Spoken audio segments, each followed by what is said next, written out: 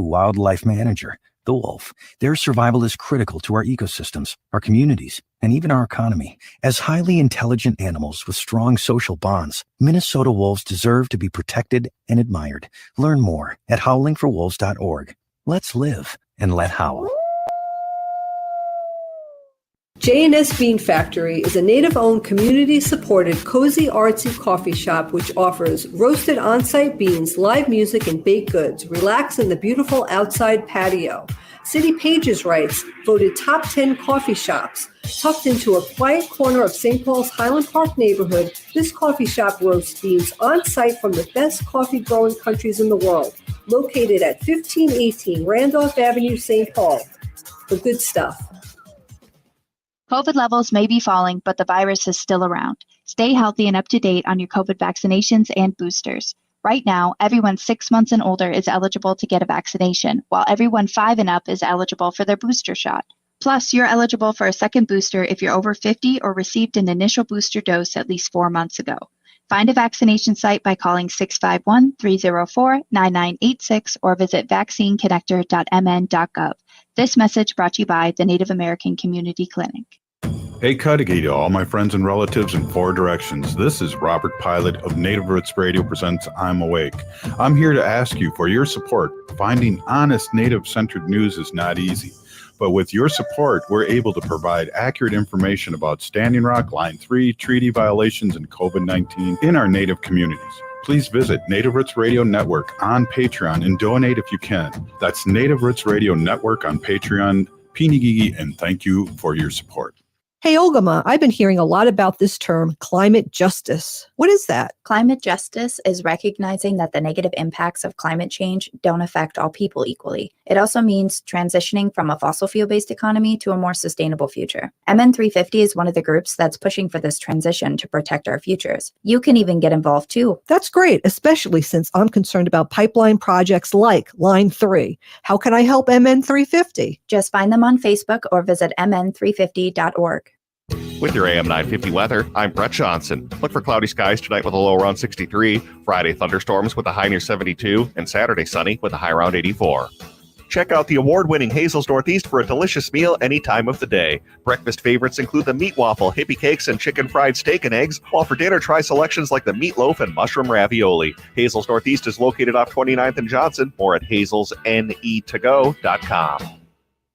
Portions of Native Roots Radio may be pre-recorded. It's a good day to be indigenous. Get up, stand up. They are going to become more brutal. Couldn't cut, hit me cut again. Because all the hippies were trying to be Indians anyway. They're going to become more repressive because it's a matter of dollars and their illusionary concepts of power. Hey, Victor.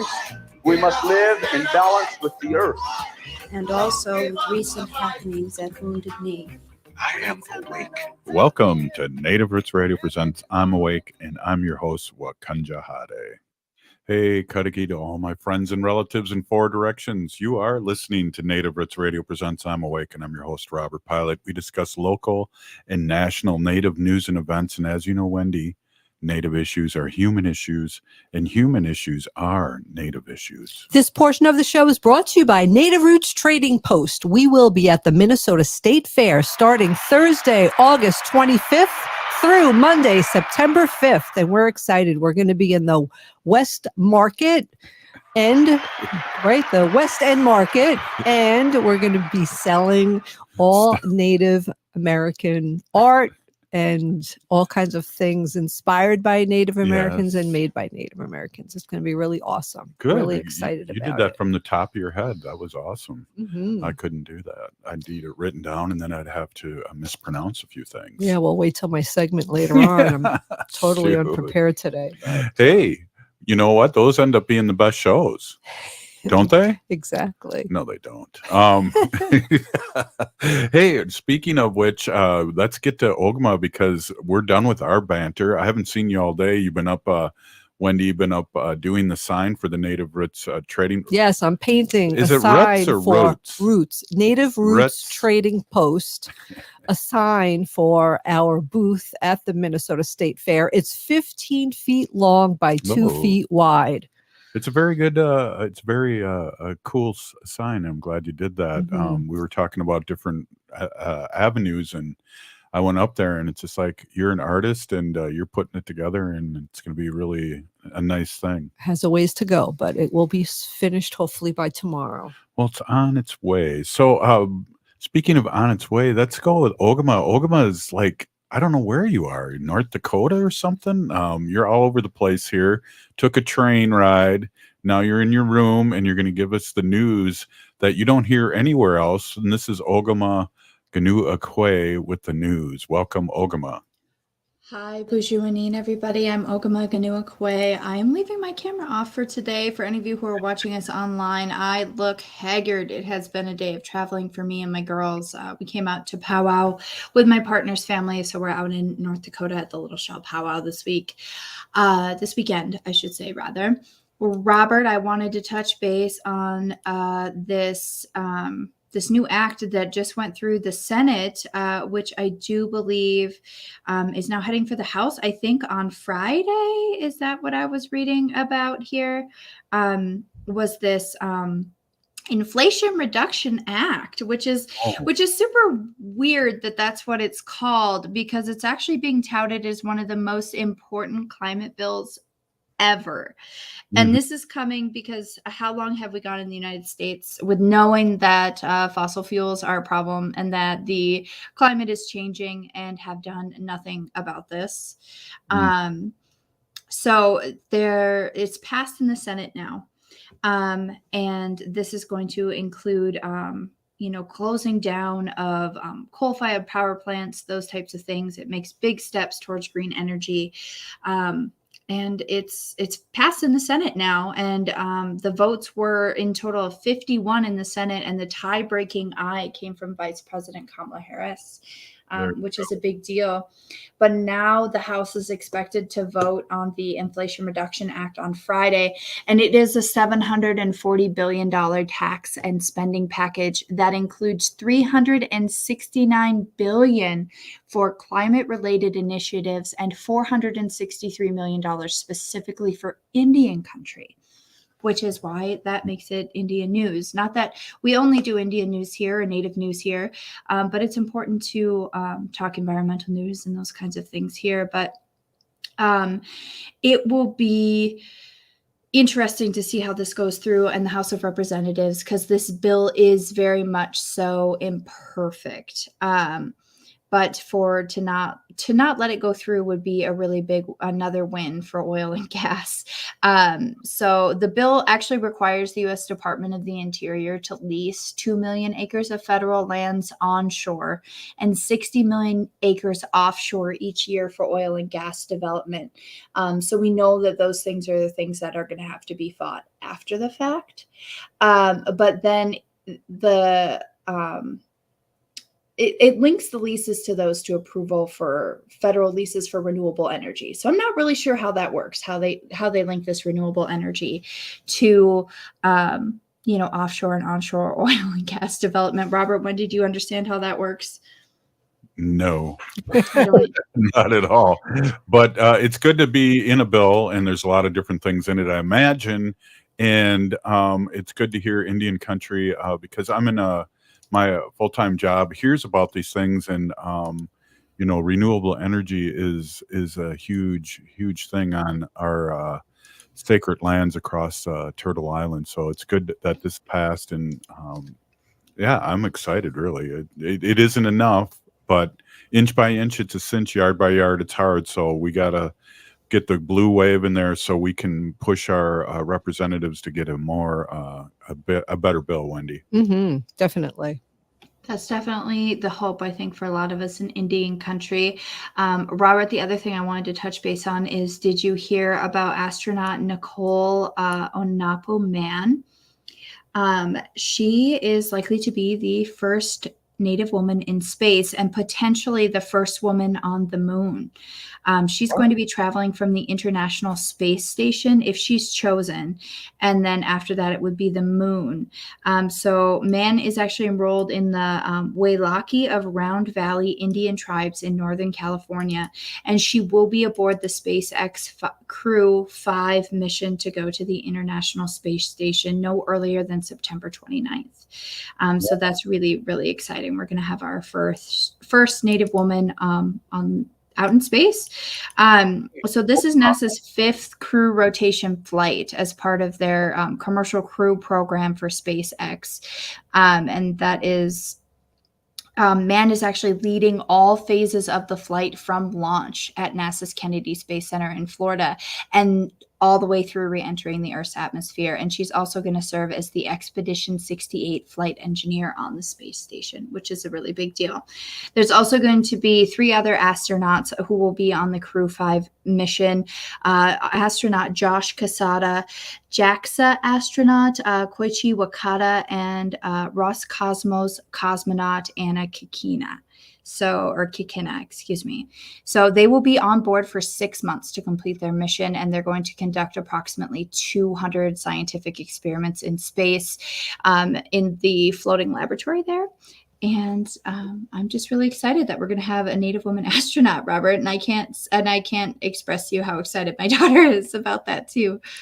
That's awesome. I can't still get over that Bob Barker's Native American. So this is even better news today, Wendy. Mm-hmm. Yeah, I love a woman astronaut, and a Native American woman astronaut is even better. So Well, there you go. and then we just watched Prey, so we know how much this woman kicks some booty too. Yes, exactly. I just seen something today that really made me laugh, and it said, I just watched Prey, and basically it said, or it was just a continuation of people in the world not listening to Indigenous women. Yeah. And like basically everything bad that happened during the movie could have been prevented if they just listened to the Indigenous woman in the first place. And I got a kick out of that. Yeah, I agree. That's I agree 100% on that. Wow, we're winding up here, Ogama. I know we got like less than a minute, but there's an anniversary I'd like you to bring up. Oh yeah, Robert, I believe this is the anniversary of the right of Native Americans to practice their own religious acts from, is it 1977? I'm doing this off the top of my head. Oh, 78. 78. 78. I was really close. 78. Yeah. Yeah. Well, So today is the anniversary of the Native American Religious Freedom Act. Yes.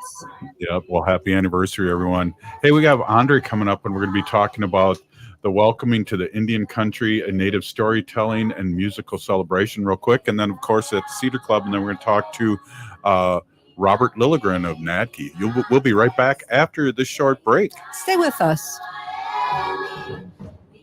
I heard sex trafficking happens a lot in Indian country. What is that? Here are some of the real reasons why sex trafficking happens in Indian country. Unequal gender roles that were forced on us by colonization. Communities don't have enough resources. Silence around domestic and sexual violence. Lack of attention and justice for missing and murdered Indigenous people. There's a lot of behavior that keeps our communities out of balance. These are just a few true reasons why Native communities are targeted by traffickers. When these acts of violence happen in our communities, it opens us all up for exploitation. Sponsored by the Minnesota Indian Women's Sexual Assault Coalition. Hey, Ogama, I've been hearing a lot about this term, climate justice. What is that? Climate justice is recognizing that the negative impacts of climate change don't affect all people equally. It also means transitioning from a fossil fuel-based economy to a more sustainable future. MN350 is one of the groups that's pushing for this transition to protect our futures. You can even get involved too. That's great, especially since I'm concerned about pipeline projects like Line 3. How can I help MN350? Just find them on Facebook or visit mn350.org. J&S Bean Factory is a Native-owned, community-supported, cozy, artsy coffee shop which offers roasted on-site beans, live music, and baked goods. Relax in the beautiful outside patio. City Pages writes, voted top 10 coffee shops. Tucked into a quiet corner of St. Paul's Highland Park neighborhood, this coffee shop roasts beans on-site from the best coffee-growing countries in the world. Located at 1518 Randolph Avenue, St. Paul. The good stuff. Don't fall for vaccine misinformation. Local medical professionals are available to answer any of your questions. Initial shots and boosters are safe for people who are pregnant and even young children.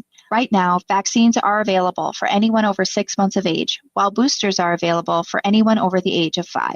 This message brought to you by the Native American Community Clinic. Find a vaccination site by calling 651-304-9986 or visit vaccineconnector.mn.gov. Hi, I'm Jane Fonda, and you're listening to Native Roots Radio. And we're back to Native Roots Radio presents I'm Awake, and this is Robert Pilot. This portion of the show is brought to you by MN350, a grassroots organization fighting for climate justice. Hey, and also we are going to be at the fair, and I just want to hit the applause button again, Wendy. Yes, Native Roots Trading Post will be at the Minnesota State Fair starting Thursday, August 25th through Monday, September 5th. Hey, before we get to our weekly guest, Robert Lilligren of NADKI, let's touch base with Andre. And I think, Wendy, we're going to try and figure out another way to give a couple tickets away. But I want to get Andre in here and talk about tonight real quick. Welcome. You got your shirt on. I see you're collaring up, but good to see you. I got you on mute, so if you wouldn't, I'm going to unmute you right now. Oh, whoa, whoa. Oh, sorry. Hey. We're fighting over the mute button, but talk about what's happening tonight. I wanted to get you on here, and then we're going to get away a little later in the show. Yeah, no, thanks for having me. It's a real honor, actually.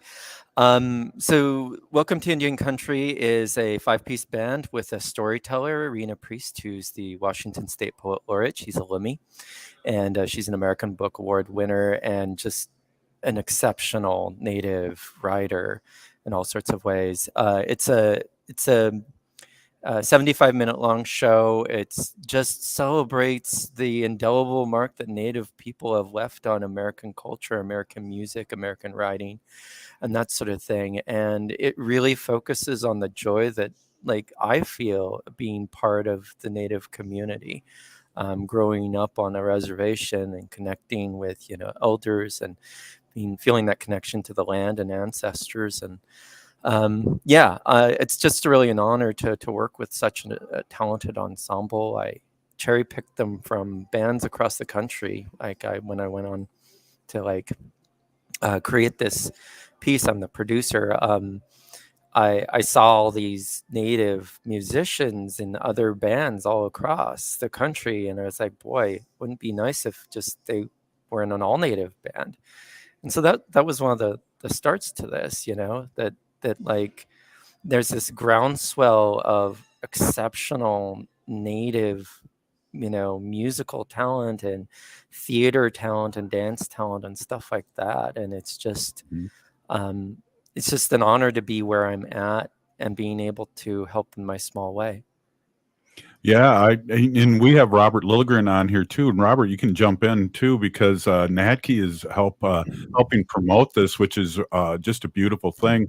I was at the Powwow Grounds today during my lunch and heard a smooth trumpet player, and I was like, right on, because I play trumpet too, and it was right on. Robert, this is exciting to have this happen in Indian country here in the Twin Cities. Don't you agree? You're muted, Robert. No, there we go. You caught me by surprise. Hey, Andre, I didn't get to meet you in person today, but I saw you and I heard you at Four Sisters Farmers Market. I work for NACD, and of course we have the All My Relations Arts Gallery, so we're thrilled to be a partner in this with the Cedar Cultural Center, right, and the Hennepin Theater Trust. And so, yeah, welcome to Minneapolis. It's great to have you here. And you sounded great today at the Four Sisters. Yeah, Delbert Anderson, the trumpeter on this, and the music director for this project, is perhaps one of the finest jazz trumpeters in the United States, and has, been featured on PBS and all sorts of places. In fact, he's being honored. He's been selected to open the Native American Veterans Memorial on the National Mall on November, I think, 11th, 12th, and 13th. And so, yeah, I mean, he's really a rising star and a tremendous worker and a kind soul and really committed to his family and his community. So Wow, this is exciting. This is really exciting, and I'm going to run over there right after the radio show and get there. That's great. Can you tell everybody what time and where it is? the Cedar Cultural Center at 7:30 is curtain. And we'll probably get rolling slightly after that, to give people a chance to settle and that sort of thing. It's a 75-minute long show. It's just a great selection of satire and humor and uplifting song and great poetry and stories and that sort of thing. So it'd be an honor to see all of you here, everyone on watching this. Listen to this. Yeah, and we're going to give away 2 tickets a little later on in the show, so we're really excited. Andre, thank you so much for stopping in. Really important work what you're doing, and we want to amplify that all over Indian country here on Native Roots Radio. Thank you, Robert. Oh, wow, exciting stuff, Robert. I agree. It was very exciting. And then, of course, the poet laureate, Rainer Priest, that's along, did a workshop at All My Relations Arts, our gallery, last night, a storytelling workshop that was open to the public. And so this is a partnership that's been cooking for a while here. And our organization, Native American Community Development Institute, NACD, partners with a lot of organizations outside the Native community, like Hennepin Theater Trust. For folks who don't know, that's a huge performance organization here in Minneapolis that operates several theaters on Hennepin Avenue in downtown Minneapolis. And they've been a great partner. We had a cohort of artists that created public art to be displayed on Hennepin Avenue just this last year. That was very successful. This partnership and others, they've really come to the community in an authentic way. And this is just a great example of that partnership in action.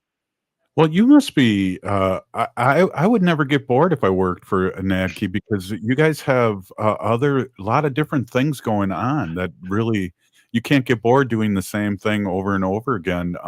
This is an exciting offshoot of what you guys do. Totally, it is, and yeah, thanks for that comment and everything. And I don't ever get bored. Whoops, you just got muted. Oh, hey, so one of the things too I really enjoy on the Avenue is these things, these surprises. Every time I go to the powwow grounds, Wendy, I get surprised with who I see. And I know last week I missed out, but the people from Reservation Dogs, one of the stars was there, and I'm going, wow, what happened there? Missed them. Yeah, I know.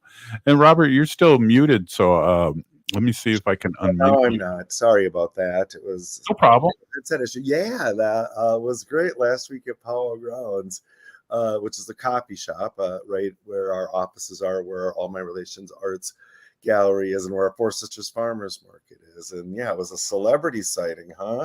Yeah. Not only you and me there, we had some real celebrities, right? It's so good.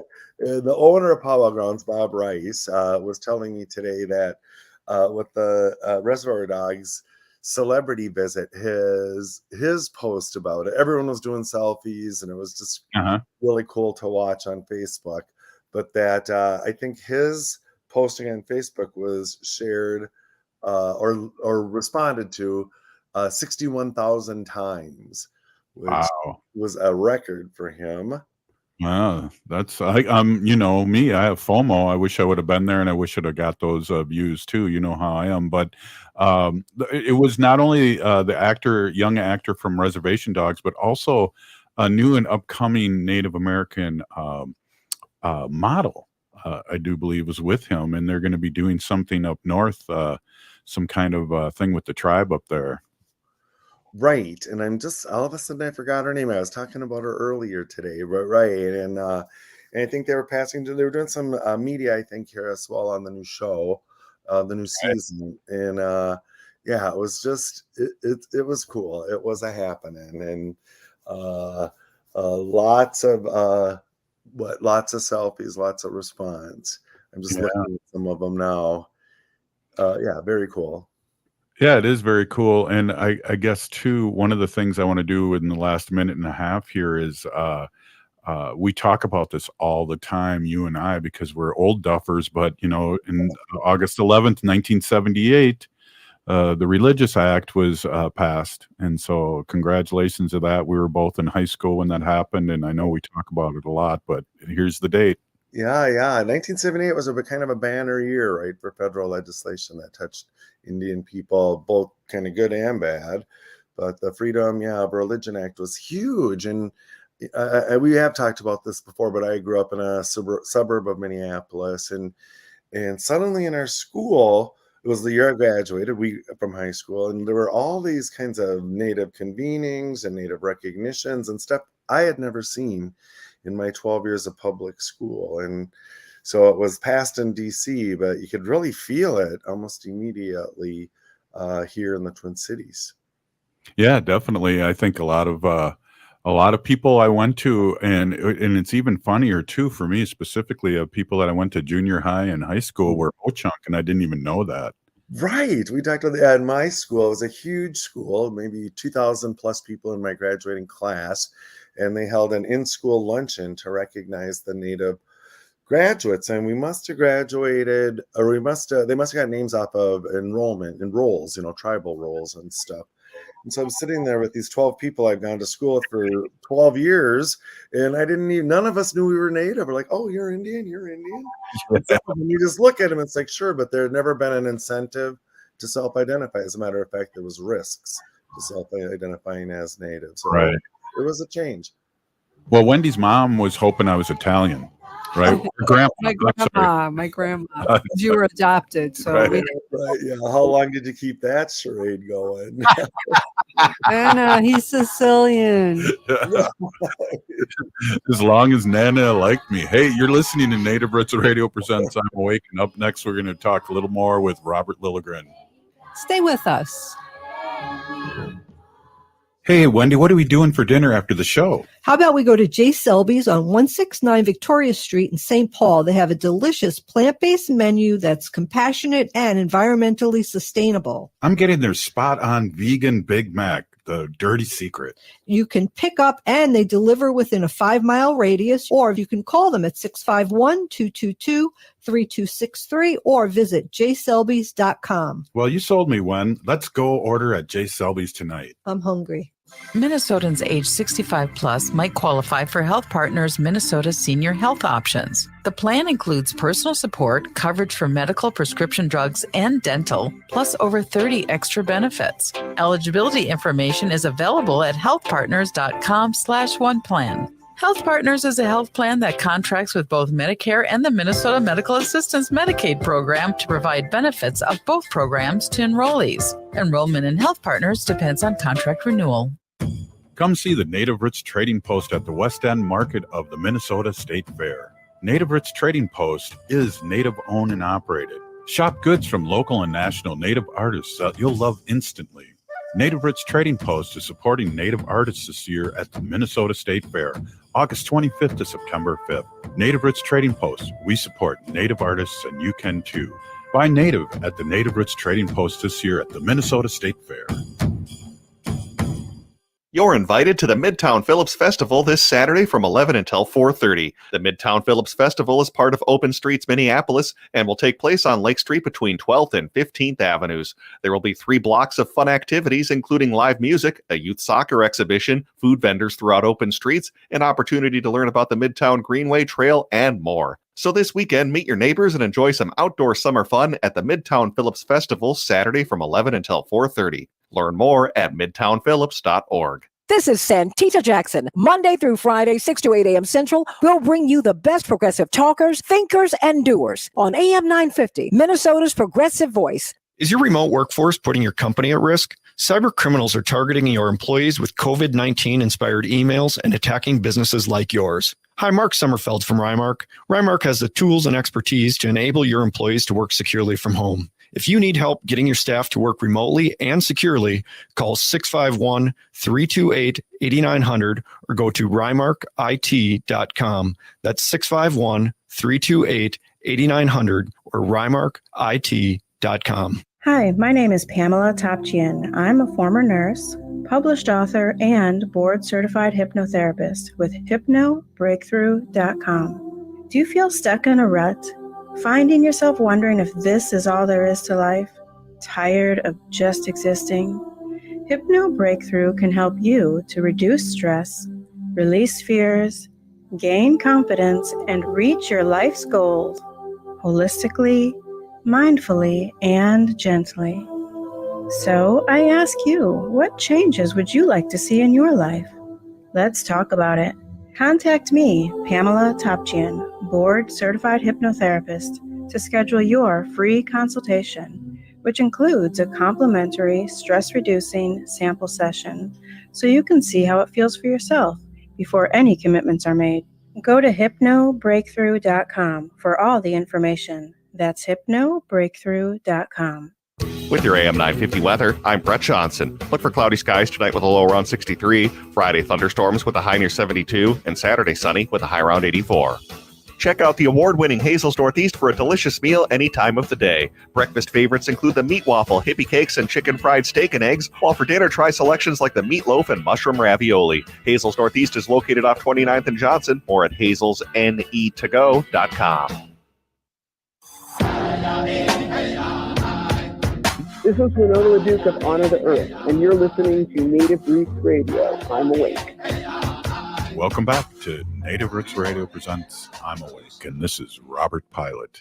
This portion of the show is brought to you by the Minnesota Indian Women's Sexual Assault Coalition. Hey, Wendy, we got to, before we get back to Robert here, we have a quick contest. I think that what we'll do is the first two calls that get this answer right will win free tickets to the Welcoming to Indian Country Native Story and Musical Celebration at the Cedar Club tonight at 7:30. And if you can make it and know this answer to this question, that's give the question real quick. Yeah, the question is, what is the name of our store that's going to be at the Minnesota State Fair this year? That's 952-946-6205, 952-946-6205. Give us a call. We're going to give away 2 sets of tickets. That equals 4 people, and I'll be there hanging out with sunglasses in the back. So come see me and say hi. Yes, what is the name of our store that's going to be at the Minnesota State Fair? Yeah, 952-946-6205. Call early and call often. Welcome back, Robert. This is exciting radio, isn't it? Very exciting and excellent cross promotion, you guys. Very good work. I'm so looking forward to your store at the fair. And we have a special shirt waiting for you too. Yeah, I've heard that before, and I've been waiting 3 years for my T-shirt. So I'll believe it when I see it. It's a surprise, but you know the Resist shirt we have now? We have another design with the Resist shirt, and it's a surprise, but it has the rainbow colors on it, and we'll get you one of those and one of the Pride. And one of the regular Native Roots ones too. I love it. Thanks. Congratulations on all your success. That's going to be very exciting. Well, we like to bring people along, and I don't make anything, I don't bead, I don't do anything. We're just promoting artists out there in a good way all over Turtle Island in the Twin Cities in Minnesota, and everything except I think the candles are my design, but everything else has been is designed by Native Americans, whether they painted it or made it or designed it. So we're really excited to amplify all the great artists. Love it. Very cool. Yeah. Well, and it's kind of like what you do, again, it was funny just talking a little bit about all the different things that Natke and you do. You have the coffee shop, you have your office, I know Mike Gozzi's in the basement over there somewhere, and you have, and then you have the All My Relations art gallery, which is always inspiring and cool to see.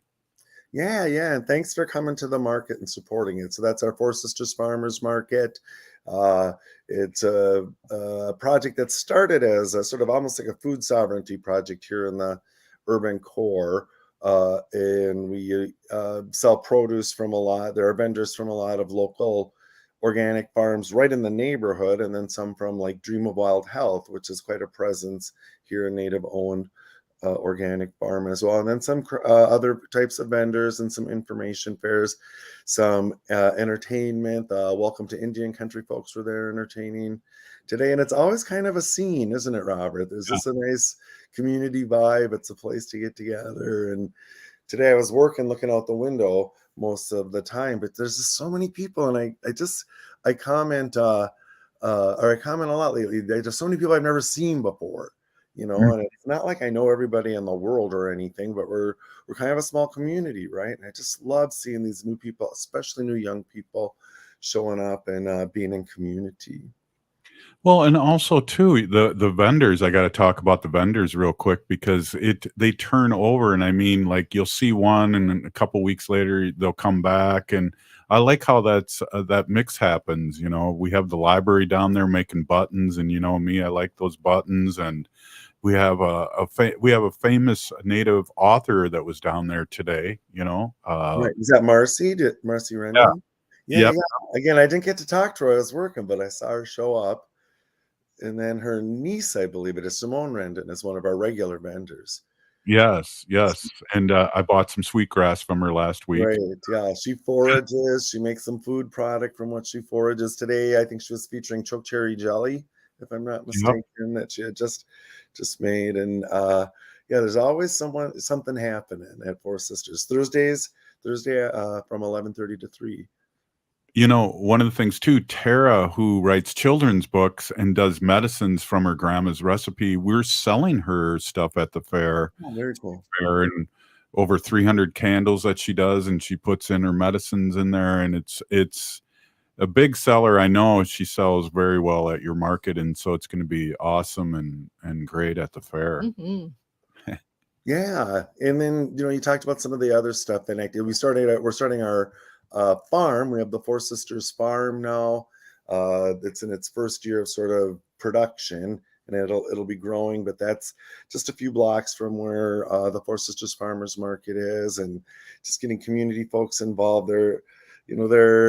NACD's mission is about building capacity within the community, and so we work in maybe 3 kind of buckets. We have the arts and culture, and the centerpiece of that is our All My Relations Arts Gallery.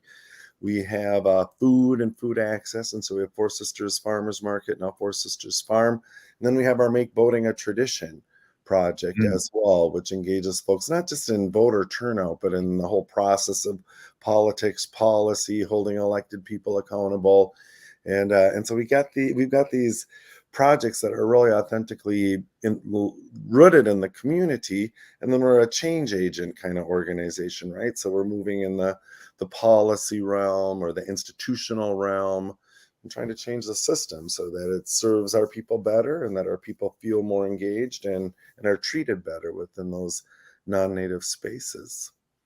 Yeah, and we have just gotten on more stations across Turtle Island, and maybe you can just talk a little bit about the history too of Franklin Avenue for people that don't know, because I think that's really important, and it always makes my heart sing when I drive away from there and head back to St. Paul.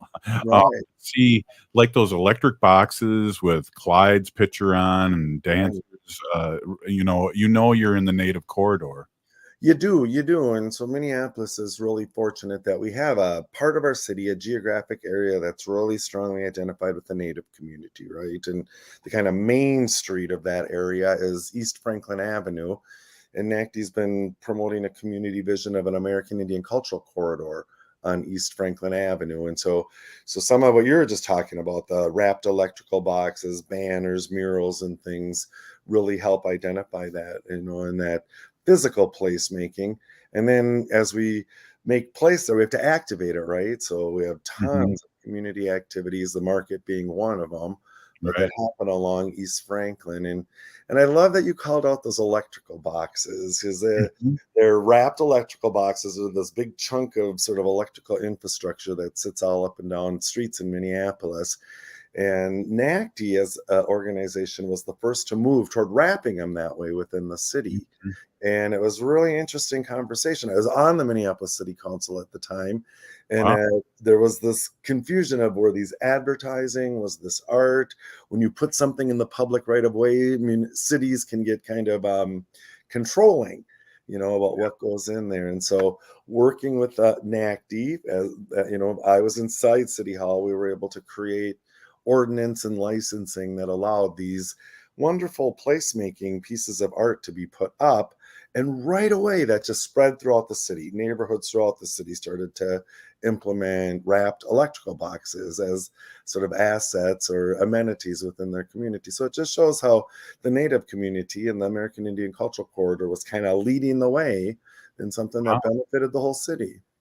I think it's just a great idea, and I parked my car right by the box that had Eddie and Clyde when they were younger, and it's just like these are like our Mount Rushmore people on the avenue, and that really we joked about 1978, but I talked to my older uncles about when AIM started, and they became proud to be Native American for the first times in their lives. Right. Well, and you talk about AIM, there's a couple of boxes that recognize the wrapped boxes that recognize AIM founders or AIM activities. And some of them have the AIM logo on them, and you wouldn't have believed the debate about having that AIM logo for a number of reasons. One, was it advertising or was it art? That was part of the debate. And another was, especially back then, law enforcement got a little uncomfortable around anything that was sort of promoting AIM. And so there was quite a dynamic in getting those boxes wrapped like that. Right. And I think, one of the things we're wrapping up here in a couple minutes, but one of the things that excited me really getting into radio and doing the symposiums and getting into the history, because I love history, is a lot of those old Aimster gangsters are still doing work, and they're just low key about it. I think about the people working in the prison program and things like that, that they're still doing it, and they never really looked for the big publicity, and they're still doing the work that they started in the 60s and 70s.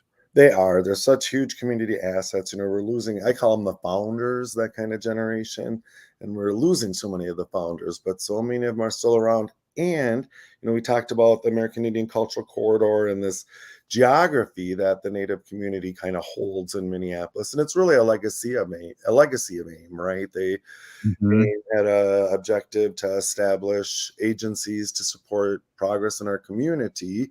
And so right there where we were today, within about 4 blocks any direction, there's about 40 to 50 Native organizations, tribal offices, Native businesses, and that's really their legacy. AIM's legacy, I feel like, and I feel like where we are in our generation, we're trying to figure out how to best hand this to the next generation, right? How to best leverage what AIM gave us, the gifts the founders gave us, and how we best support the next generation. Wow, Ray, just a great way to end our segment together. I think one of the things that I've noticed when Clyde was still alive, he saw Red Dawn she was a state senator from South Dakota, and he said, "You are the dreams that our ancestors had," and it was an emotional experience, but it's true, because we didn't have representation like you and her, and that's what's changing. We're working within the system to make the system better for our Native Americans. And just a reminder, we need to support those folks, right, that go inside the system. And it's hostile territory, unfriendly territory, and we need to support those folks who are willing to take that risk and to step up. Great visiting with you as always, Robert. It's always fun talking, and we'll see you tonight at the Cedar. All right, we'll be right back. That was Robert Lilligren. Wendy, this is Native Roots Radio presents I'm Awake. Stay with us. Hey, Ogama, I've been hearing a lot about this term, climate justice. What is that? Climate justice is recognizing that the negative impacts of climate change don't affect all people equally. It also means transitioning from a fossil fuel-based economy to a more sustainable future. MN350 is one of the groups that's pushing for this transition to protect our futures. You can even get involved too. That's great, especially since I'm concerned about pipeline projects like Line 3. How can I help MN350? Just find them on Facebook or visit mn350.org. You're invited to the Midtown Phillips Festival this Saturday from 11 until 4:30. The Midtown Phillips Festival is part of Open Streets Minneapolis and will take place on Lake Street between 12th and 15th Avenues. There will be 3 blocks of fun activities, including live music, a youth soccer exhibition, food vendors throughout Open Streets, an opportunity to learn about the Midtown Greenway Trail, and more. So this weekend, meet your neighbors and enjoy some outdoor summer fun at the Midtown Phillips Festival Saturday from 11 until 4:30. Learn more at midtownphillips.org.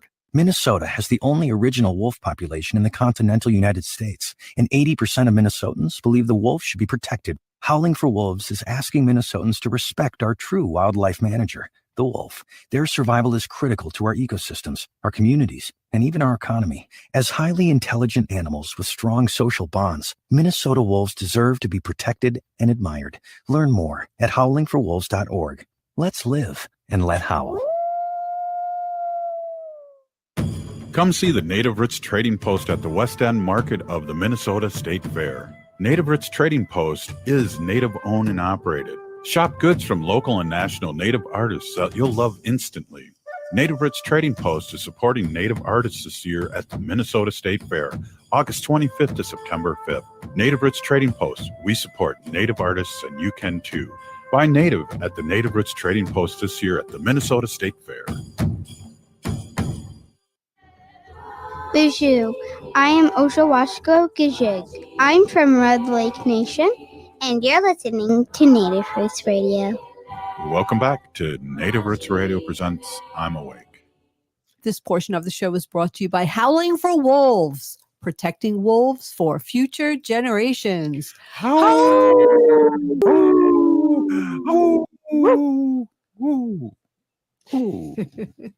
Awesome. Hey, I want to introduce my awesome and beautiful wife, Wendy. Wendy's been an animal advocate for many years, and she's had this segment on for over 6 years on Native Roots Radio. And we're always excited to hear what you have to say. And I learned so much about our relatives with tails and hooves and fins and big noses like me.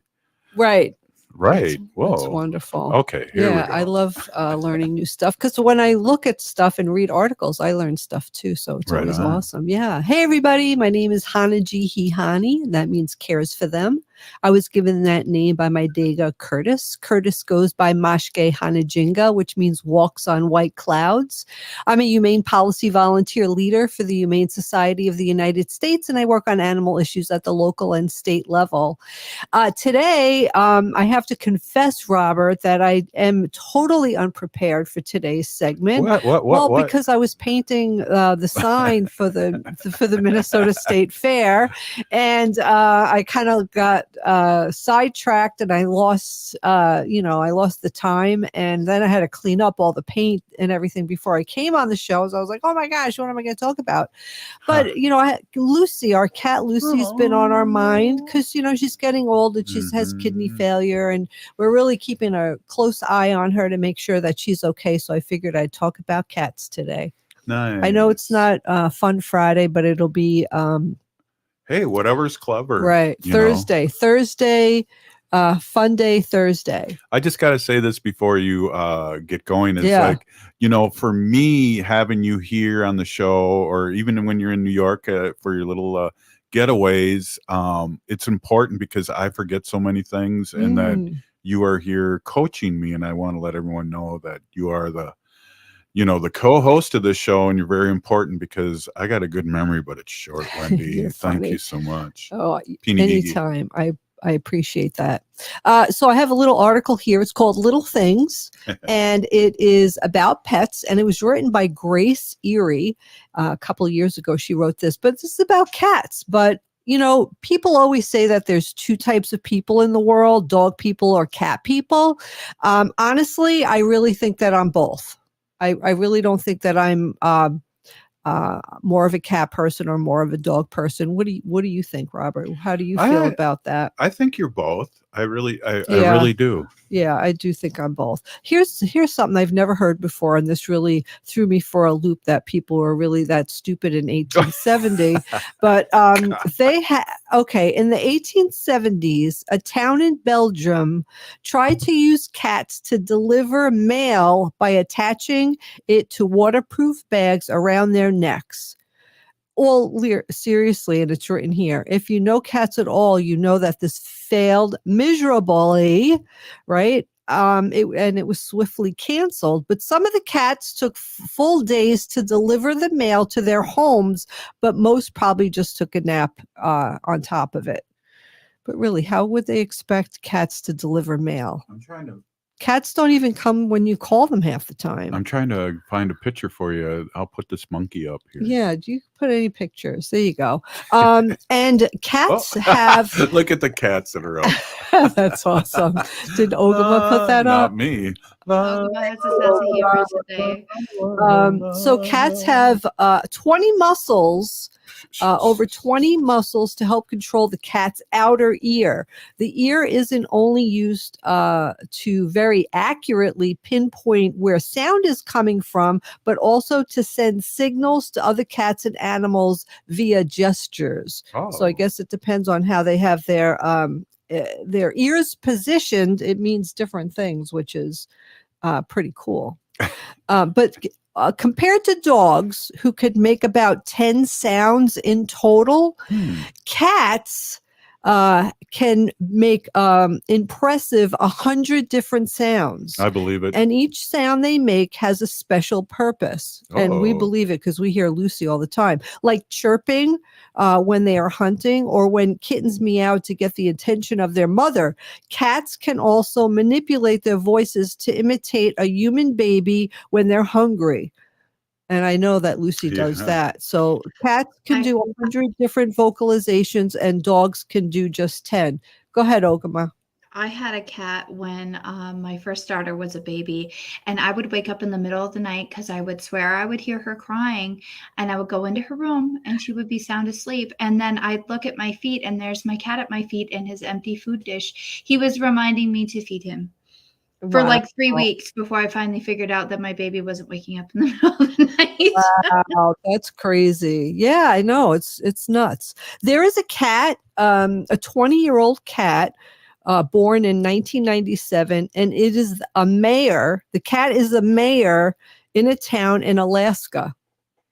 Alaska adores its symbolic mayor, and the cat lives an easy life. He's a tourist attraction and pretty much is a living legend. Who knew that cats could get into politics? But yeah, there's a cat who's who's a mayor in a town, and yeah. And did you know that cats have floating clavicles? So the clavicle that allows them to squeeze through tight spaces and generally be more flexible and graceful. So they have floating clavicles. They're not attached to anything, which I think is really weird. I think Ogama's lost her mind. I want to sing Memories from Cats now. La, la, la, la, la. If you're watching us, she's putting cat pictures from the play. I love that. Thank you so much for doing that, because I had no time. I had a cat named Snoopy that was a big gray alley cat that looked just like the cat that Ogama just put up. I know, the cat named Snoopy. That's kind of weird, but that's what I named him. I was a child. Don't judge. Yeah. Most cats have an aversion to water because their coats do not insulate them well enough. However, the Turkish van has a cashmere-like texture to their coat that wicks away water, and they absolutely love to swim. I've never heard of that kind of a breed, a Turkish van. They like to swim. That picture right up there is the one we usually see. It's like, I know. I love them. And if you've ever had a cat bring you a gift, which we have, as in a dead animal, they may be very well be trying to teach you to hunt. Quite frankly, they don't think you're doing a very good job, and they like to to impart that knowledge unto you. Either way, or they may actually be trying to deliver a present. I'll go with that one. We used to have a cat, Robert and I. Her name was Princess, and we adopted her from the shelter. Mhm. She was there the longest, so we just went in and You we kind of did. You were just so said, smart about that. let's get the oldest.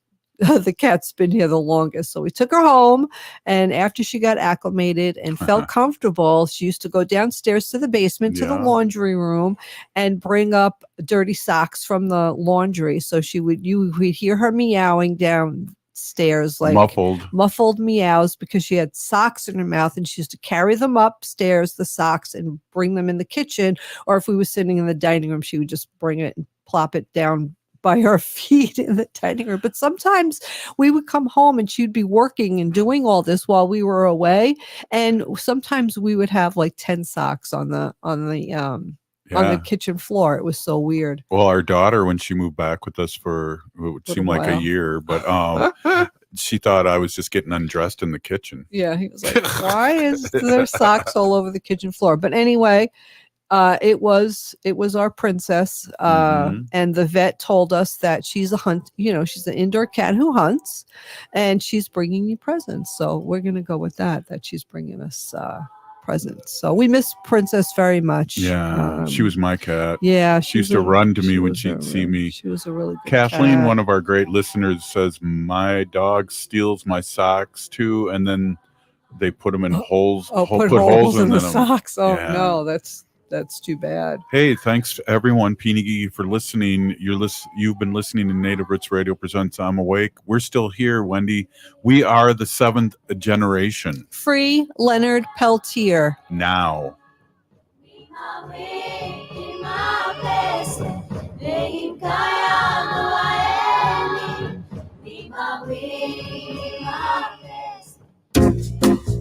Electricity costs have hit historic highs, and they're likely to continue rising with no end in sight. If you own a business, those are costs that are